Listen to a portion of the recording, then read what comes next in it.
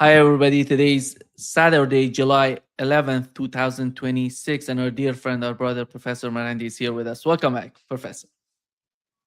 And Nima, thank you very much for having me on your show. Every time you say the date, you speak as if you're not sure. Today is Saturday. Like Yes. Yeah, you're working 7 days a week and you just don't know like which day it is. yeah, exactly. That could be. Yeah, For me, when that's you have how it is. two, That's when you how it have is two for me. I little really kids don't all know. day. Yeah, life is so I difficult. sometimes, yeah. Let me start with what we've heard from the Iranian supreme leader, Ayatollah Sayyid Mujtaba Khamenei. He just moments ago he had a new statement.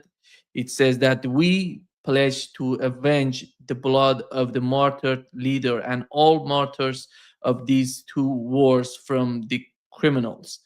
These criminals will bury their desire for a peaceful death in their bed. Here many people are arguing that Iran is trying to assassinate Donald Trump. Even Donald Trump himself came out with a tweet saying that 1,000 missiles are already locked and loaded to be and aimed at the Islamic Republic of Iran, with thousands more to immediately follow. This is the atmosphere. When it comes to Donald Trump, and when it comes to the revenge, and we know the people in Iran were so much, they're angry. You see the flags in the funeral procession, and the people don't want, they want to fight back. They want to seek something. What is that thing? Is that the way that they're, because when you translate Persian to English, there has to be some sort, in my opinion, some sort of misunderstanding. What is that? What is the meaning of the new statement of the supreme leader of Iran? Well, first of all, as we've been discussing together before the show, for us in Islam and in particular Shia Islam, justice is very important. It is key. And that is really the context in which uh, resistance to the oppressor and support for the oppressed and the disenfranchised, that's where it comes from. So when Iran supports Cuba or it supports Nicaragua or Venezuela or South Africa under apartheid, the resistance there, or when it supports the Palestinian cause, uh, it is based on that sense of justice, and that justice is not something that you can compromise. You're both uh, locally and internationally, uh, at the local level, at the international level, it's ideological, and so there's no way you can shy away from this concept. Uh, Therefore, for the Iranians, Trump is obviously a war criminal, and so is Netanyahu, and so is his entire entourage, and so is the Israeli regime from top to bottom. These people have carried out crimes against humanity, whether it's the person who pressed the button to slaughter the 168 little kids in Minab, or whether it was the officer who coordinated the strikes, and or whether it was the political leadership that made the decision. They're all war criminals, just like the Nazis. They're no different than the Nazis. And to be very blunt, uh, Western diplomats, they are like Nazi diplomats. I'm using the Nazi because it's just one example. I could say Saddam Hussein's diplomats. I mean, the tyrants throughout history. But the worst of the tyrants are really in North America and of course occupied Palestine, because I during the height of the genocide, and the genocide is ongoing. Every day they're killing Palestinians and they're killing kids every single day as we speak. But the genocide today is unique because it is taking place in front of our eyes. They are bragging about it in among themselves, and the Western journalists are hiding it from us, or they've been justifying it, or they've been trying to they've been apologists for the genocide for almost 3 years now. So diplomats, they're like Nazi diplomats. Western diplomats, any embassy, in my opinion, you see anywhere in the world, those diplomats inside, whether they're Norwegian or they're uh, German or British or Canadian or Australian, they're Nazis. They're Nazi diplomats. Again, some people, I'm not going to focus. I don't mean, I'm just giving the Nazis, and you can say Saddam Hussein's diplomats. You can say Zionist diplomats. You can use any historical um, example that's similar, that's carried out genocide. So Western journalists, they're like German Nazi journalists. Now, again, I'm not saying that British journalists in the empire were any better than the Nazis. The British Empire did to the non-white world what the Germans did to the white, did to Europe. The starvation in India. Uh, um, Churchill used chemical weapons in Iraq. So, I mean, the reason why Churchill is seen as the good guy and Hitler the bad guy is because the crimes committed by Hitler were to white people, and for Churchill it was to brown. I mean, go and see what Churchill said about Indians, the racist language, and of course the results of that sort of mentality. It was clear. Go ask any Indian who knows a thing or two about their history. And I mean, when I mean India, I mean the Indian subcontinent. The entire subcontinent. It's not simply the country. So for the Iranians, there has to be justice. So for all American leaders and the Israeli leaders and those who supported them, the Nuremberg trials are essential. So that's clear as day. Now, some may say, well, they may not be able to set up such trials. In any case, that's another issue altogether. The point is that this is about justice, and that these people have slaughtered, they've carried out 2 unprovoked wars. The Western media has tried to justify it, and Iran is not going uh, to allow the United States or its allies to get away with it. So they're saying that these people must be punished for their actions. So now the Iranian state has not been assigned to do anything in particular, but that is the mentality across the country. We've seen in Mashhad, in Tehran, and Qom, and in Iraq, and Karbala, and Najaf, the slogans were clear. So it's not bloodlust, or it's not just rage, not at all. In fact, I think by now many people criticize Iran for being too patient, and which I don't agree with. But the Iranians are very patient when it comes to dealing with their adversaries. So this has nothing to do with bloodlust. This has to do with justice, and it is a deterrence to make sure that this sort of thing does not happen again in the future. We live in a world where the West, for centuries, has gone out and destroyed country after country, and of course the U.S. empire more recently, in particular. And they slaughter, they destroy, they crush country after country, and then they walk away and they continue with their lives. And the people in the global South, they have to live with the destruction for generations. So the Iranians are saying, no, we're not going to accept that. Yeah. The new sanctions, the sanctions on Iranian oil sector or on the energy sector, they're back on Iran again, Professor Mandy, which is totally against the clause or the paragraph 9 of the MOU. So yesterday we had the Qatari delegations going to Tehran, talking with the officials. What is the situation right now between Iran and the United States?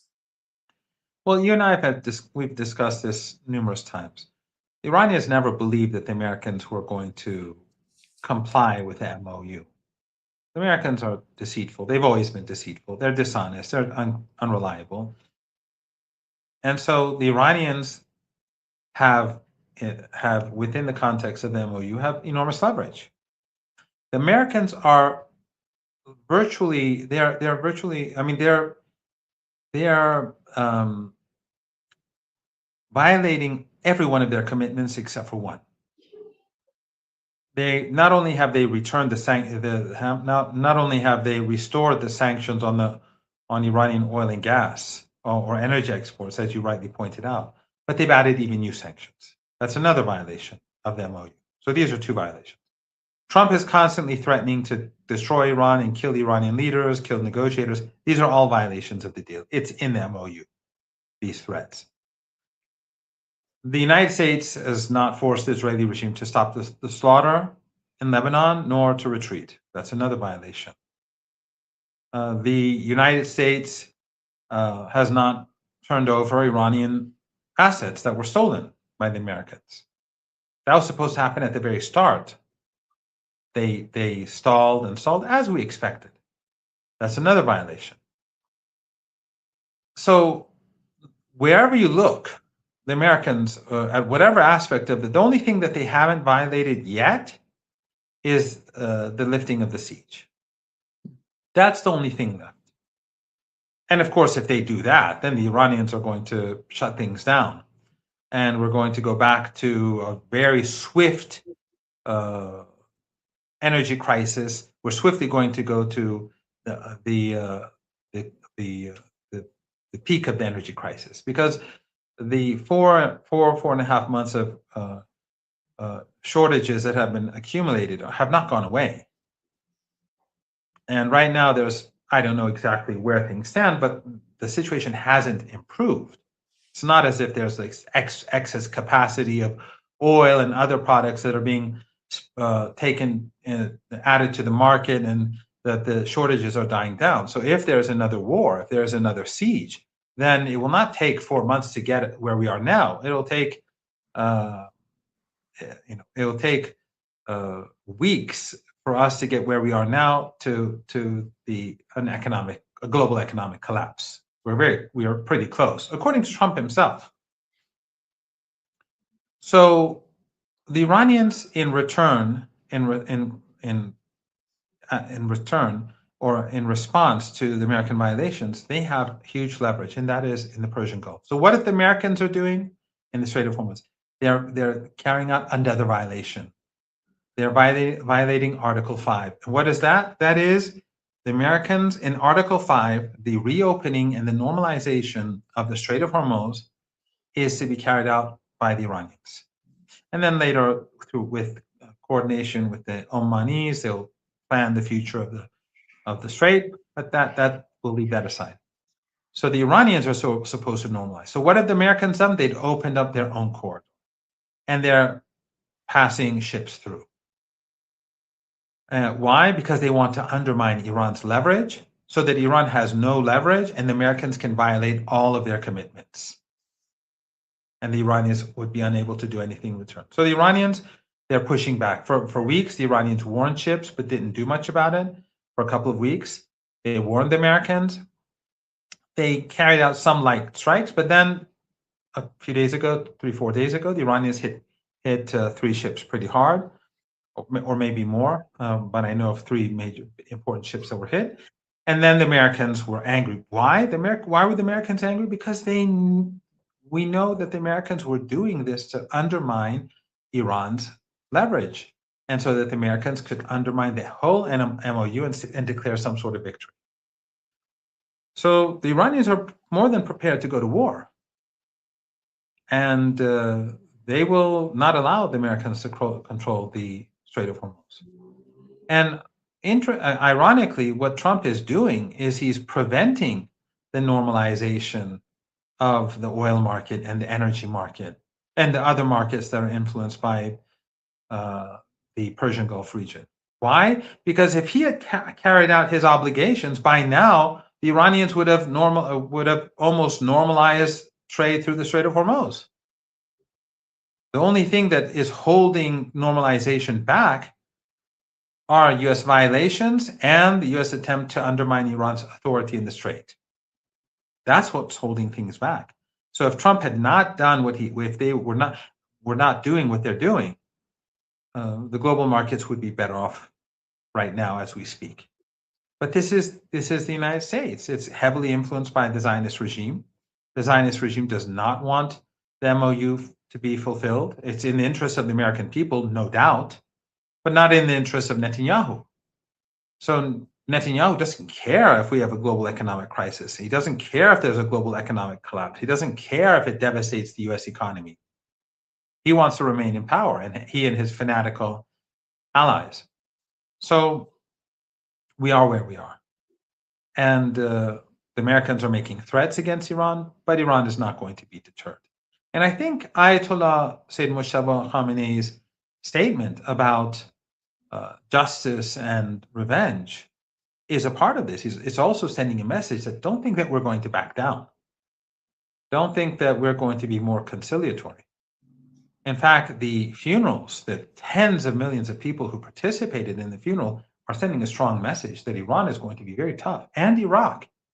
Many millions of people participated in Iraq, in Najaf, in the holy cities of Najaf and Karbala.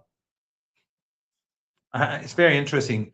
The American journalists speak about, right after the funeral in Iraq, they speak about how Iran's influence in Iraq is dying down. Literally after the funeral in Iraq.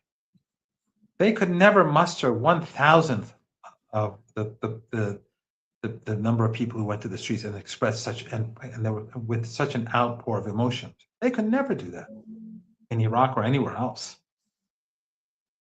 So and another thing that the funerals did was it shows that, because at the beginning of the war, they were saying Iran would fall. And then when it didn't fall, they said, well, if Iran just lasts, they win. And Iran didn't just last, it didn't just survive. It hit back day and night till the end of the war, just like it's doing now. In Western media, whenever the Americans strike, the Western media says they've destroyed all sorts of Iranian assets, but they don't say anything about what Iran does in return. They hide that. And they exaggerate what the Americans do because most of Iranian assets are underground.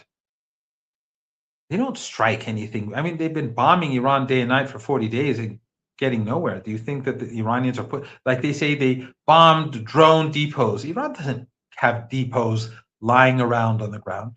The Americans are actually more vulnerable because there are no underground bases in the Persian Gulf, on the other side of the Persian Gulf. There are no underground bases in Jordan or in Israel. So when Iran fires missiles and strikes targets, the damage is much greater because the assets are all out in the open. But the Americans use B-52 bombers to bomb drone and missile cities, and yet the drones and missiles keep being launched. So the Iranians and the in these clashes that we see in the Persian Gulf, you would think from the American narrative that the Americans have the upper hand, Western media, but it's, I think, the other way around. I think the damage that the Iranians are doing to the Americans each time is much greater than what the Americans are doing, and that's why there are clashes. I mean, if they were successful, the Americans would be doing it 24 hours a day. But it's not working well for them. And it's also preventing oil and gas and other goods from leaving the Persian Gulf. The last 4 days that we've seen a sharp decline in ships passing through the Strait of Hormuz. So, in my opinion, Trump is stuck. He has no good solutions. He can go back to war, but it would lead to a global economic depression.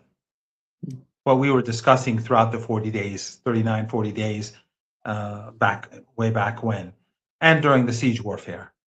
We're not far from an economic collapse. So if he wages war, that happens. If he starts targeting Iranian critical infrastructure, Persian Gulf, it's all destroyed. And we are in July. Your viewers right now, all they have to do is go Google Dubai temperature and humidity, and they'll figure out that it's not a good time for them to lose all their electricity. Or Saudi Arabia. And all of their assets are right alongside the coast. These are desert countries. unlike Iran, Iran is not a desert country. Iran has forests, it has mountains, it has, right now, I don't know about at this moment, but I think it was yesterday, the last time I looked at the mountains above Tehran, there's still a bit of snow. There's still a bit of snow at the top, here and there. I think I saw, maybe I looked the day before yesterday or yesterday. So Iran is not a desert. Iran has deserts, but Iran has many mountains, and thus snow, and thus river, and so rivers, and agriculture, and because of the sanctions, Iran is very much self-sufficient. So it has many small industries all over the country. But these countries have all their assets, huge complexes, and huge industries, and petrochemical plants, and refineries, and so on, all of them alongside the coast. Desalination plants. So if the Americans go after critical infrastructure, Iran will take these out. So there isn't a good option for Trump when it comes to war. Does he want to continue with these strikes against Iran?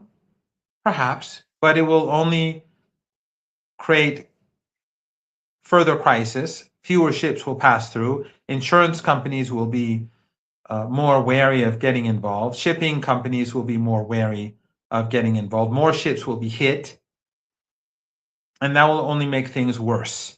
But the pace of decline will be slower. The only thing left for Trump to do is to implement the MOU. But will he do that? He would never willingly do such a thing. The Israelis, the Zionist lobby will never let him do that. So the Iranians want to keep the pressure up until finally the United States comes to a point where it sees that it has no option. Now, will we get there, or when will we get there, or is that even possible? No one knows, because no one has been able to dislodge the Zionist lobby from power in the United States, and no one has ever been able to, I think, how should I put it, to create a wedge between the decision makers in the United States and the Zionist lobby, where the decision makers in the United States would at some point say, well, we have priorities that are critical for us right now. We cannot pursue your Zionist priorities because of an imminent economic collapse. So no one knows what's going to happen. But the funeral has shown the extraordinary high degree of legitimacy of the Islamic Republic of Iran. This is not because when they said if Iran survives, they win the war. Iran didn't just survive; it won the war. And then they would say in the West, because they don't want to admit that the Islamic Republic of Iran is not a regime, as they love to call it, they would say, oh yes, this is a rally around the flag effect, right? Were these funerals a rally around the flag effect? The tens of millions of people who came to the streets, that's a rally around the flag effect? It's much, much, much, much deeper than that. It shows the extraordinary high degree of legitimacy that the Islamic Republic has in the eyes of the people, and the depth of that legitimacy. And this is unique. The West doesn't have that sort of legitimacy. Whether they like it or not, they can pretend that they're more legitimate. They're not. They can never muster such emotions and crowds. When it was very difficult for my skin is peeling, my ears, and I was under like the sun for like 8-9 hours. And then you had millions of people, you were stuck in the crowd. Everyone was wearing black. Many women who don't normally wear the chador, they wore the chador. Many women who wouldn't wear black wore black. Many women who didn't wear the hijab wore the hijab. Men and women, everyone, and many carrying flags. And believe me, I didn't carry any flags, but believe me, these in that heat, carrying a flag for hours must be quite a burden, or carrying your children, or in any case, The point is that this is not a rally around the flag effect.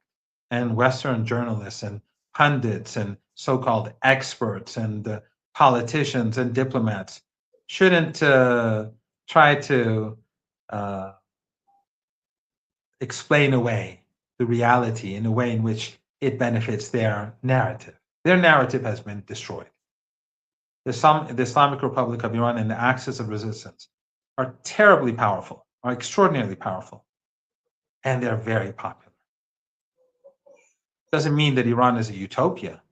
In fact, the very people who went to the millions of people who participated in Tehran, well over 10 million people, these are the same people who, when you, Nima, when you come to Tehran and get into a taxi, or when you sit on in a bus, or when you get in the metro, if you sit beside them, many of them will complain, many of them will criticize, many will attack, many will show their frustration over different things, the economy, and so on.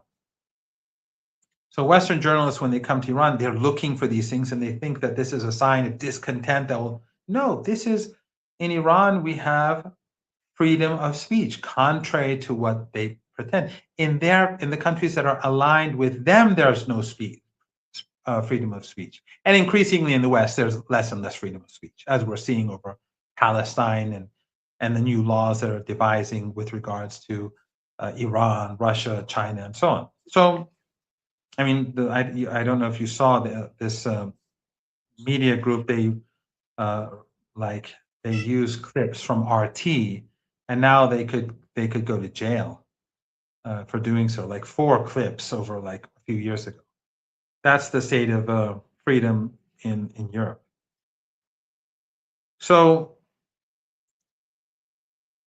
I don't see any good options for Trump, but I don't see Trump making the right decision either. You know, yesterday a U.S. official, he said that, or she said that the United States is giving Iran until Saturday, today, to publicly announce that it will cease attacks in the Strait of Hormuz and declare the strait is open. And otherwise, it will face dire consequences. And I don't know what is in this sort of communications between Iran and the United States, because these attacks, they said yesterday again that Iran, it was a malfunction on the part of Iran, said that we are not that much, we didn't want to do that, it was some sort of problem on our side. Then they said that Iran is begging, Donald Trump said Iran is begging to talk again. And what is that? What is the reality of that? It just shows how complicit Western media is, how pathetic Western media is, that they are looking for some way to show the United States is strong and Iran is weak. It doesn't matter if they're opposed to Trump or supportive of Trump. It's, that the establishment media is utterly corrupted. They're owned by the oligarchy. They're owned by the Epstein class. They're owned by the Zionist class. And, it was terrible before. CNN was always terrible. It was always worthless, not worth watching. I never watched CNN. But then now it's going to be even worse. So no, the Iranians did not ask to negotiate, and the Iranians will not negotiate with the United States. Iran refuses to negotiate with the United States. Why? Because the United States is violating its commitments. And the Iranians have said until the United States does so, no talks. So they can pretend that the Iranians are begging to talk, or the Iranians are going to send someone to Oman, or it's nonsense. Iran is not negotiating and will not negotiate. Did the Iranians strike those ships by accident? Of course not. They struck them with great precision and knowingly. They made a decision. There are no factions in Iran. Like there's a clear structure in Iran. We have if it's beyond their comprehension, I can sit down and explain the Constitution for them. The armed forces do not make decisions on their own. The Army, the Navy, the Air Force, the Revolutionary Guards, they are told what to do. And then they carry out operations. But they say IRGC is doing this. It's just amazing to me every time. It's all nonsense. They love saying that, but they've been saying it for years. Yeah. It's nonsense. The IRGC, the army, they do whatever they do, it is in accordance with the decisions made at the highest level. The leader has to approve. If the Supreme National Security Council chooses a policy and the leader approves, because the only thing that makes it legitimate is if the leader approves. But why were the ships struck? Because they were violating the MOU. And the Qatari regime was knowingly, and the Saudis and the Kuwaitis were knowingly violating the MOU. They knew that this American corridor was in violation of the MOU. And the Americans knew that their corridor was in violation. So the Iranians gave ample warning, days of warnings, and finally they said enough is enough. And they struck those ships. There's no mistake, no factions. It was the state, the Islamic Republic of Iran, that made a decision. And in the days ahead, if the Americans continue with this policy, they'll hit ships again. So, and by tonight, they can wait till midnight and see if Iran gives out any statement to say that no, the Iranians will make sure that the MOU is enforced. Either it's enforced comprehensively, or it's not going to be enforced at all. The Americans can't have their cake and eat it too. They can't refrain from complying and then expect the Iranians to comply. It's not going to happen. So it's up to the Americans. Do they want normalization of trade in the Strait of Hormuz? Then start carrying out your obligations in accordance with the deal. Trump lost the war. He lost the siege warfare. He lost at the negotiating table. Now he wants to somehow gain a victory by cheating in the implementation of the deal. Iran won't have it. Is this helping the global economy? No. It's hampering the global. It's making things worse. Whereas the MOU is supposed to make things better. But Trump is unable to do the right thing. They won't let him do the right thing, or his own ego and they, in combination, are unwilling to do the right thing. Well, will he ultimately carry out his obligations within the MOU? It's not something that I would ever bet on if I was a betting man. But the Iranians are going to push. So for the Iranians, some say, is the MOU dead or alive? It doesn't matter. If it's dead or if it's alive, Iran is not going to allow the Americans to get the upper hand in the war that they started against the Iranian people. It's not going to happen. So either the Americans back off, they end the war in Lebanon, and they do the decent thing, or there's no normalization. And then Trump will have to answer to the American people why things are so bad. I think in the eyes of the way I see the MOU, I see that as a roadmap, and I would say Iran would stay with the MOU because that's the way that Iran sees that they can de-escalate the situation. Because it's there's already no reason to. I think. I mean, maybe Iran will leave the MOU. I don't know, but I don't see the need to do so. Iran just won't implement it. What are the Americans going to do about it? If the Iranians don't implement it, then we are where we were 3-4 weeks ago, and the global economy will deteriorate. All Iran has to do is make life more difficult for Trump. All it has to do is make passage through the Strait of Hormuz dangerous. You're violating your side of the bargain, you deal with the dangers. And that will make things go downhill, and this will affect and make it worse for Trump because we're getting closer and closer to the midterms, and there's no solution. Trump, if he was smart, he would have implemented the deal, and then the oil and energy and other goods that would be going back to the market, it wouldn't have normalized the situation by the midterms, but at least it would have given Trump the chance to say that we're moving in the right direction to his base, that things are going to get better. We defeated Iran, what Trump, the nonsense that he says. And now the prices are down and everything is okay. And the problems we have will be solved within the next few months, something like that. But what he's doing is that he's prolonging the crisis, potentially making it even more catastrophic. And we're moving closer and closer to November. So he's not doing himself any, and I'm surprised that they still think that they can intimidate Iran. We're going to destroy you. We're going to fire 1,000 missiles. We're going to, but you said that 100 times during the war. You said that there are no missiles and they have no drones and everything's been destroyed and they have no leadership and they're begging for a deal. I mean, how many times have we heard this? And so they start saying it again. They're not going to win. They're going to lose. And it's going to be worse than before.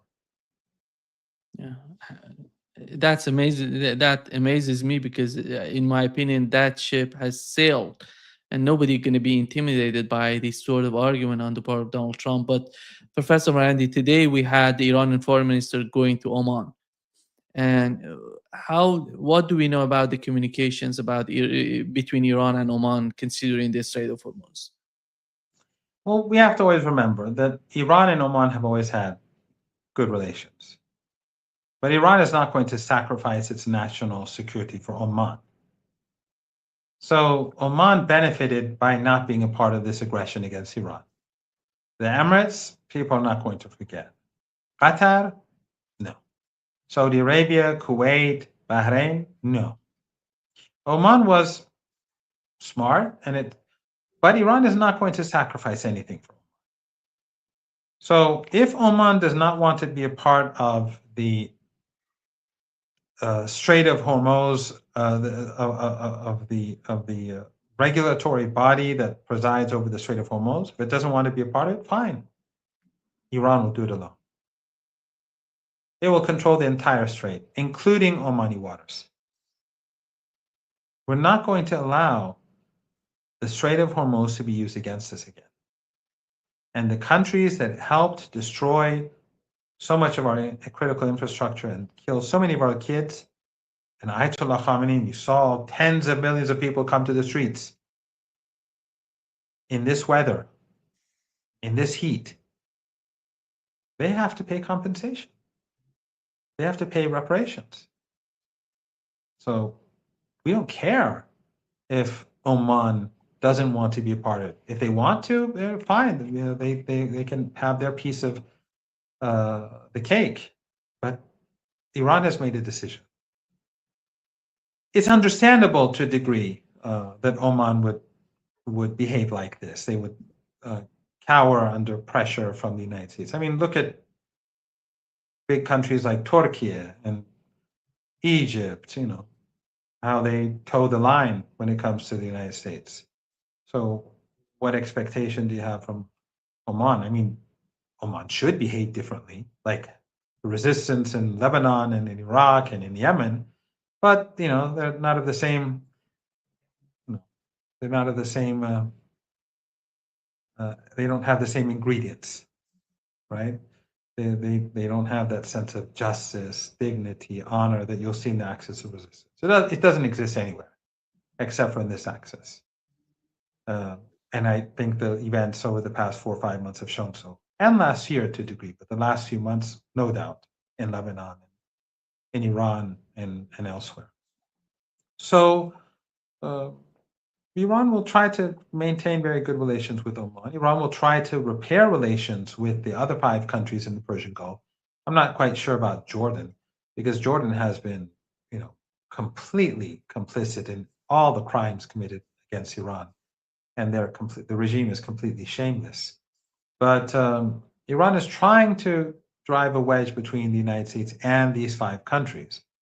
And to a degree, it has had some successes. But I have no doubt that if the United States re-engages in war with Iran, all these countries will be targets. They are complicit. Yeah. We've learned about the UN Security Council Resolution 2231, which was part of the JCPOA. You remember it was all about the snapback sanctions and, you know, inspectors from IAEA going to Iran. And what is happening to that resolution on the part of Iranian foreign ministry said that those days are gone, and we're not gonna. And what is the situation? Because one of the main concern right now in the United States are talking about sending inspectors in Iran and visiting those the nuclear facilities in Iran. What do we know Iran about won't that? allow, yeah, the Iranians won't allow the International Atomic Energy Agency to inspect those sites. It's a compromised organization, and there's evidence from Israeli regime sources that it is deeply compromised, and the Israeli regime, which is not even a member, has enormous influence over the body. So they're not going to return to those sites. Again, people should not get two things confused. They may send inspectors to Tehran, to the Tehran reactor, or Bushehr, the Bushehr reactor. Iran has no problem with that, especially since in Bushehr, the Russians are working there too, and they have obligations. Those sites are there. So if tomorrow someone sees that the IAEA has sent someone to Bushehr, no one should go, oh, Iran has given concessions. No, Iran has given zero concessions. That has nothing to do with the sites that were bombed. Iran will not allow any of those sites to be monitored by the IAEA. It's just not going to happen. There has to be a final deal, and until all Iran's preconditions are met, Lebanon, Iran's assets, the sanctions, and so on and so forth, that's not going to happen. So remember a number of resolutions in the UN Security Council were passed against Iran in years past, and back then China and Russia were weaker than now, so they didn't have the ability to resist. This was like 20 years ago or so, and I said on your show a couple of times that going to Tehran, people should read Going to Tehran by Flint and Hilary Leverett, Alistair Crook's book, Resistance. But there are also two other books that I probably mentioned, I'm not sure. One is by Peter Oborn called A Dangerous Delusion, and the other is by Gareth Porter, Manufactured Crisis. In these two last books, they go into greater detail and to a degree in Going to Tehran about the nuclear program and how this whole crisis started and how the Western leaders and Western media and think tanks lied their way towards crisis. But they passed these UN resolutions against Iran. The Russians and the Chinese watered them down a bit, but they were not in the position that they are now. And when the JCPOA was signed, these sanctions were removed. And then, but the American, according to the JCPOA, if the Iranians violated the agreement and so on, they could revive these the nuclear sanctions. Russia and China did not accept. They said that Iran was abiding by its commitments and that it was the West that violated its commitment. So in the eyes of the Russians and the Chinese and the Iranians, those UN sanctions are null and void. It's finished. It's gone. So Iran does not recognize them, neither does Russia nor China. And these are two permanent members of the UN Security Council. So for Iran, it's over. Yeah, and it's so important right now for I don't know if because part of the MOU is talking about IAEA sanctions and the UN Security Council sanctions. These were part of this resolution. Yes, as I said, the Iranians, the Russians, and the Chinese are saying they're null and void, but the Americans and the Europeans are saying no, they've now been revived. So in accordance with this, they have to accept the Russian, Iranian, Chinese interpretation. Yeah, good point. Thank you, Professor Marandi, for being with us today. Great pleasure, as always. Thank you for having me, Nima. It's a great pleasure for me being on your show.